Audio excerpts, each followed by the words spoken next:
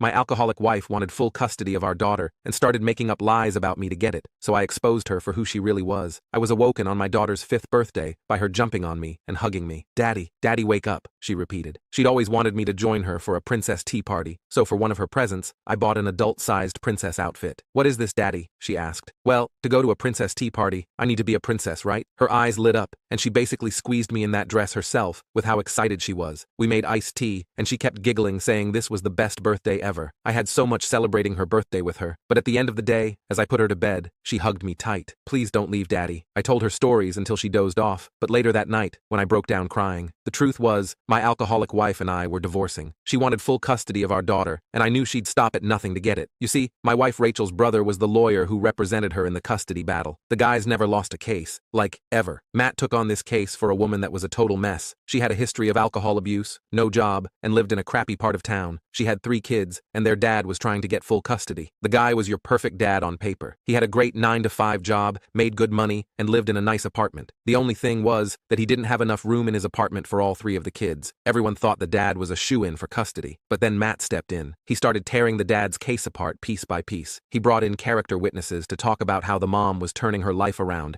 and how much she loved her kids. He made her look like a hero who was battling her demons for the sake of her children. But the craziest part? Matt somehow turned her addiction into a positive. He argued that her previous struggles made her more empathetic and determined to protect her kids from going down the same path. He convinced the court that the mom's tough life made her a stronger and more loving parent. Despite all odds, Matt won the case. The mom got custody of the kids. Knowing all this, I was terrified. If Matt could win a case like that, what chance did I have? But I knew I had to fight for my daughter Lily, no matter how good Matt was. During the court proceedings, Rachel lied through her teeth. She said I was drunk all the time and couldn't take care of Lily. Meanwhile, Rachel was the one with the drinking problem. She spun this whole story about me being this irresponsible, stumbling drunk. Then, she accused me of mistreating her throughout our marriage. She told the court that I was verbally abusive and that I made her life miserable. None of it was true, but she had this sob story all lined up, complete with fake tears and everything. She painted herself as the victim. Rachel even went so far as to say that I neglected Lily. She made it sound like I was some negligent, careless father who couldn't be bothered to take care of his own kid. The worst part was Matt backing her up. He twisted every piece of evidence and every bit of testimony to make me look bad. He brought in so-called witnesses who claimed they saw me drunk or heard me, but her testimony was needed. We were sitting in the courtroom, and Lily was called to the stand. After the judge asked her a few questions, it was time for her to speak. Lily said, "I love my daddy so much. He's the best daddy in the whole world. He makes me good food every day. He reads bedtime stories every night. I want to stay with daddy." When the judge asked about her mother, she said, "Mommy loves me too, but she doesn't like to play dolls with me. She sleeps a lot, and I can't wake her up. And sometimes she gets mad and yells, but daddy never yells." Lily's innocence and honesty were heartbreaking. She didn't understand all the legal stuff, but she knew what it felt like to be cared for and loved. Her testimony was simple, but incredibly powerful. As Lily left the stand and came back to sit with me, I hugged her tightly and told her how proud I was of her. Her words had cut through all the lies. This was something that Matt couldn't fake. It was a turning point in the case, and it gave me hope. The judge took everything into consideration, including Rachel's behavior in court and Lily's testimony. Meanwhile, Rachel's desperation led her to more extreme measures. She faked injuries and claimed I was the one who injured her, but her lies started to unravel when inconsistencies in her stories were exposed. My lawyer played the recordings I had made of my phone calls with Rachel. In these recordings, Rachel's true nature came out. You could hear her slurring her words, yelling irrationally, and making threats. The real kicker was when my lawyer showed the photos and videos of Rachel showing up drunk to supervised visits. There she was, in front of the whole court, stumbling and incoherent. She played the video in its entirety. I looked at Rachel while she watched herself cause a scene. She sunk down and tried to make herself appear smaller. Rachel's face went pale as the evidence was laid out. She tried to interrupt and explain away the recordings and the photos, but it was clear to everyone in the courtroom that her facade was cracking. The final blow came when my lawyer called one of Rachel's own friends to the stand. This friend reluctantly admitted that Rachel had a serious drinking problem and had often confided in her about how she felt bad at times for manipulating the court case. She even mentioned how Rachel had laughed about turning my own parents against me. The courtroom was silent as the weight of this testimony sank in. Rachel's lawyer, her brother Matt, looked visibly flustered for the first time. He tried to regain control, but the damage was done. The judge looked at Rachel with disapproval. Rachel started to lash out. She made desperate attempts to deny the evidence, but her stories were too inconsistent. She kept getting caught up in lies. She claimed the recordings were fake, fake and that the photos were staged, but her points were weak and desperate. The judge took a moment and said that the evidence presented had shown a pattern of instability and dishonesty that could not be ignored. It was like music to my ears. Rachel's lies were unraveling right before her eyes, and there was nothing she could do to stop it. For the first time, I felt a bit of hope that Lily could stay with me. My lawyer also shared moments from my life with Lily, including photos of our camping trips, her school achievements, and our quiet evenings reading together. The judge began to see through Rachel's lies and manipulation. This final court session felt tense. Rachel's brother tried again to paint me as an unfit father, but the evidence against Rachel was too strong to ignore. The judge called for a recess and took time to review all the evidence and testimonies. As I sat in the hallway, the only thing that calmed my nerves was looking at a picture Lily had drawn of the two of us. I felt a small hand slip into mine. I looked down to see Lily. She told me that everything was going to be okay. I told her that all the time, and now she was trying to comfort me the same way. The judge returned, and everyone filed back into the courtroom. He acknowledged the difficulty of the situation and the emotional toll it had taken on everyone involved. Then, he turned to Rachel and me. He then said that after careful consideration, it was clear that I had the best interests of Lily, and said she had been awarded to me. The courtroom erupted in chaos as Rachel began to scream and shout. The judge's gavel banged loudly. I felt an overwhelming sense of relief and joy. I knelt down and hugged Lily tightly. I began crying, and Lily wiped my tears. She looked up at me and asked if she would see Mommy again. I told her that she could see her whenever she wanted, as long as I was there. We drove home in silence. Once we arrived, I started making dinner while Lily played with her dolls. At dinner, she asked me with those big, innocent eyes if we were going to be okay. I told her that we would be more than okay. I said we were going to be happy. She smiled, and we enjoyed the rest of our dinner. We had each other, and that was all we needed. The weeks that followed were quite the adjustment. I took a leave of absence from work to spend more time with Lily and to help her settle into our new routine. We went on long walks, visited the park, and spent hours reading stories and playing games. One evening, as Lily and I were cuddled up on the couch watching a movie, she looked up at me with a serious expression. She asked me why her mommy didn't want to be with us, and I struggled to find the right words. I explained that her mother was going through tough times, and that she loved Lily very much, but couldn't take care of her the way she needed right now. Lily nodded. She told me how glad she was to have me as her dad, and snuggled closer to me. I knew there would still be hard days ahead, but I also knew we would face them together. Every year on Lily's birthday, we kept up our special tradition, a princess tea party. It was our thing. Fast forward a few years after the custody battle, and one day, Lily comes home from school with the biggest smile on her face. She'd won an award for being the best reader in her class. I was so proud of her. She ran to her room and came back with this shiny certificate. She was so excited to put it up on the wall. I grabbed a frame, and we hung it together. Looking at that certificate, I couldn't help but think about our journey. Life had settled into this happy routine. I was back at work, juggling my job and being a full-time dad. It wasn't always easy, but every challenge was worth it just to see Lily happy. She was thriving in school, making friends, and growing more confident every day. It was all the proof I needed that we were doing all right.